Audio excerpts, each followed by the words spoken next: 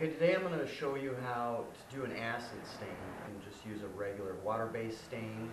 You can add color into your actual concrete before it's poured. You can use epoxies. There's just a lot of different ways of staining. But today I'm going to show you how to acid stain. With the acid, it's a light acid that reacts with the lines of the concrete. So you're not painting the concrete, you're actually staining it. And because it's actually reacting with the lines of the concrete, you actually only have a few colors to choose from. Today we're going to do a terracotta clay. So I usually, if I'm doing a big slab, I'll use a garden sprayer to spray the acid. But just today I'm going to just put it in this little bottle and spray it onto my little sample board here. And so after your concrete's all cleaned up, and to get a nice even coverage, you want to keep it wet. You don't want to start and stop, because then it's gonna dry up, and then you're gonna have that dried line where you can actually see where you stop. So you just want to keep going with it.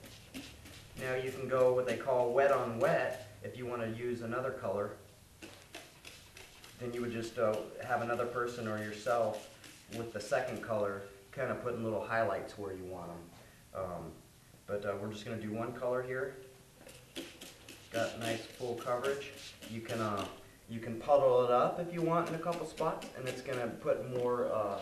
It's going to be darker in that area, and so just adds a little variety, and that's how you can kind of antique it. It's going to do some antiquing regardless, especially if there's variations in the concrete.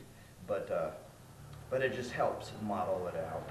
You know, you could get away with just letting it sit on there for 5-10 minutes, but I think they recommend probably a couple hours. And you can even leave it on overnight. Everybody's going to tell you different. But regardless, it starts reacting with the concrete right away. And after you're done staining it and you're ready to move on to the next stage, you're going to want to neutralize that acid.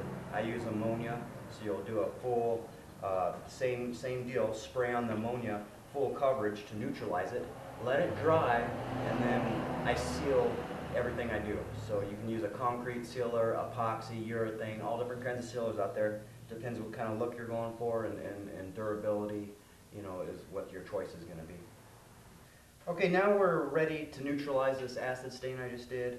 We're going to use ammonia like I was saying. You can use a 50% water, 50% ammonia.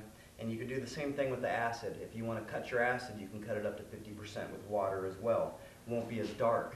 And acids usually tend to go on the dark side, so sometimes people want it a little lighter. So you'll want to cut that acid. Now, when you first put your acid on, that is not the color it's going to be. Some people get all freaked out because it turns yellow or some weird color. That it takes a while after drying before the true color comes out. Okay, once you get full coverage with the ammonia, you'll let it neutralize it for a couple minutes, and then either spray it off with a hose or pressure wash it off. And then you want it to dry up, so give it some hours to get to the color it's going to be. Right now, usually when you put ammonia on, it turns it black, so don't get scared by that. And then once it's all dried up, it will turn to the color it's supposed to be, and then you'll want to seal it up. So I usually use a solventated acrylic sealer. Unless you're going to be driving on it, then use a urethane. And you can only use a urethane. Most urethanes only want to go over an overlay. So be careful if you're just staining your driveway, say, and then you're going to have to really research what sealer you're using. So I'm going to spray this off, and we'll be about done there. Okay?